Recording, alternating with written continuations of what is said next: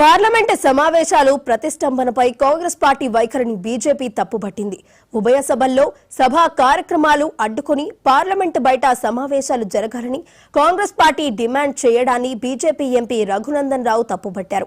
Rajya Sabha chairman పై అవిశ్వాసన తీర్మానం ప్రవేశపెట్టాలని Congress party చేస్తున్న ఆలోచనకు ఇతర విపక్షాల నుండి మద్దతు లభించడం లేదంటున్న ఎంపీ రఘునందన్ రావుతో మా ఢిల్లీ ప్రతినిధి శిరీష్ ఫేస్ టు ఫేస్.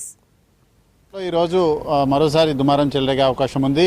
ముఖ్యంగా రాజ్యసభ చైర్మన్ ఏకపక్ష వైఖరిని నిరసిస్తూ కాంగ్రెస్ పార్టీ అవిశ్వాస తీర్మానాన్ని ప్రవేశపెట్టే ఆలోచనలో ఉంది. ప్రస్తుతం ఇదే అంశంపై మాట్లాడడానికి మెదక్ ఎంపీ మనతో ఉన్నారు. ఎంతో మాట్లాడే ప్రయత్నం చేద్దాం. సార్, కాంగ్రెస్ పార్టీ వైఖరిని ఎలా చూస్తారు? రాజ్యసభ చైర్మన్ పైన అవిశ్వాస తీర్మానాన్ని ప్రవేశపెట్టాలని ఒక ఆలోచన చేస్తున్నట్లుగా కూడా సమాచారం. దీన్ని ఎట్లా చూస్తారు? కాంగ్రెస్ పార్టీ పరిస్థితి ఆడలేక మధ్యలో ఓడింది అన్నట్టున్నది. అభిషేక్ సింగ్ మన్వి టేబుల్ దగ్గర దొరికినటువంటి 50,000 గురించి పోతే నా పడిపోయిన పొరపాటున అంగీకరిస్తే అయిపోయే చిన్న అంశానికి 50,000 రూపాయలు ఉండడం ఈ దేశంలో నేరం కాదు. ఒక పార్లమెంట్ సభ్యుడితో పాటు సామాన్యుడు ఎవరైనా 50,000 రూపాయల నగదుని ఈ దేశంలో క్యారీ చేయడానికి చట్టాలు అనుమతిస్తాయి. అట్లాంటి వాటికి ఒక చిన్న విషయానికి అక్కడ అభిషేక్ సింగ్ మన్వి అనేటువంటి రాజ్యసభ సభ్యుడు అనేక కాంట్రవర్సీలకు కారణభూతుడు అయిండు. ఆ విషయం లోపల ఉపరాష్ట్రపతి గారు లేదా రాజ్యసభ చైర్పర్సన్గా ఉన్నటువంటి ధన్ఖడ్ గారు కొంచెం గట్టిగా బిహేవ్ చేస్తూ ఉన్నారు కాబట్టి ప్రజల దృష్టిని మళ్లించేందుకు. సో ఇట్లా అటెన్షన్ డైవర్షన్ కోసం చేస్తున్న పాలిటిక్స్ తప్ప they don't have clear strength. వాళ్ళకి అవిశ్వాసం లేదా అభిశంసన వాళ్ళు ఏం పెడతారో వాళ్ళకే క్లారిటీ లేదు. పెట్టిన తర్వాత మాట్లాడుకుందాం. ఏది పెట్టినా అది గెలిచేది కాదు, పోయేది కాదు. ఓన్లీ దేశ ప్రజల దృష్టికి నిజాయితీగా ఉన్నటువంటి ఒక ఉపరాష్ట్రపతి మీద బురద జల్లేటువంటి కార్యక్రమం తప్ప Congress has nothing to do with that issue. ముఖ్యంగా చూసినట్లయితే నిన్న బీజేపీ ఒక అలిగేషన్ కూడా చేసింది. Organised crime and corruption reporting project, దీనికి సంబంధించిన వ్యవస్థాపకుడు జార్జ్ సోరెస్ తోటి కాంగ్రెస్ పార్టీకి ఉన్న సంబంధాలపైన దీనిపై మీరేమంటారు? మొదటి నుంచి కూడా భారతీయ జనతా పార్టీ చాలా స్పష్టంగా చెప్తూ వస్తూ ఉంది.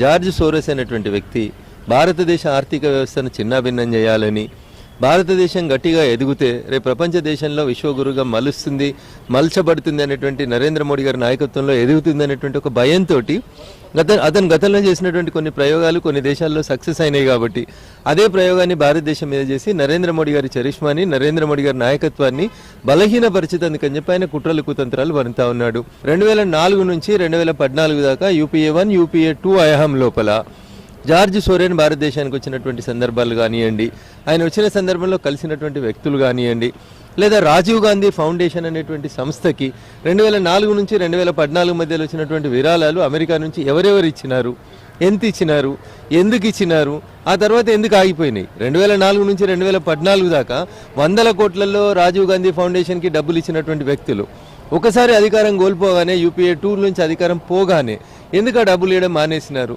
ఒకరు ఇచ్చినారా, ఇద్దరు ఇచ్చినారా, అది జార్జ్ సోరెన్ ఇచ్చిండా, లేదా భారతదేశం నుంచి డబ్బులు అమెరికా పోయి అమెరికా నుంచి తిరిగి రాజీవ్ గాంధీ ఫౌండేషన్కి తిరిగి వచ్చినాయా? ఇట్లా చాలా విషయాల మీద చర్చ జరగాల్సినటువంటి అవసరం ఉంది. ఈ దేశంలో అన్నిటికంటే సర్వోన్నతమైనటువంటి స్థానం అది. అక్కడ చర్చకు రండి. అబద్ధం ఉంటే అబద్ధం అని చెప్పండి. మా దగ్గర ఉన్న ఆధారాన్ని మేము దేశ ప్రజల ముందు ఉంచాలనుకుంటున్నాం. దానికి ఎందుకు గోలన్నా? అంతెందుకన్నా కాంగ్రెస్ పార్టీ పద్ధతి ఎట్లుందంటే, ఢిల్లీలో వాళ్ళు పార్లమెంట్కి పైన జాకెట్లు వేసుకొని ఆదాని మోదీ ఏకైనా ఒక టీషర్ట్ వేసుకొని వస్తారన్న. సేమ్ అట్లాంటి టీషర్ట్లనే తెలంగాణ అసెంబ్లీ నిన్న స్టార్ట్ అయింది 9వ తారీఖు రోజు. ఇక్కడ ఒక లోగో వేసుకొని బీఆర్ఎస్ పార్టీ ఎమ్మెల్యేలు అట్లాంటి స్టిక్కర్ వేసుకొని వస్తే ఎంత దుర్మార్గం అంటే, గేట్ బయటనే ఎమ్మెల్యేలను అరెస్ట్ చేసి పోలీసు వాళ్ళు తీసుకుపోతారు. మేము ఇక్కడ పార్లమెంట్లోకి రానిచ్చినామన్నా, గొడవ చేయనిచ్చినాం. Because it is the temple of the democracy. వాళ్ళకి మాట్లాడే అవకాశాన్ని ఇచ్చారు స్పీకర్ గారు. కానీ చెప్పినారు స్పీకర్ గారు, wearing such type of logos in a continuous manner and with a group of people is not correct. సభా సాంప్రదాయాలకు మంచిది కాదు అని చెప్పినారు. కానీ మేము గేట్ దగ్గర ఆపలేదు, అరెస్ట్ చేయలేదు. You would have allowed them. లోపలికి వచ్చిన తర్వాత ఇక్కడ పార్లమెంట్ లోపల స్పీకర్ చెప్పినట్టు మీరు కూడా చెప్పని ఉంటారు. సో కాంగ్రెస్కి గల్లీకో వార్త, ఢిల్లీకో వార్త, నాయకునికో వార్త.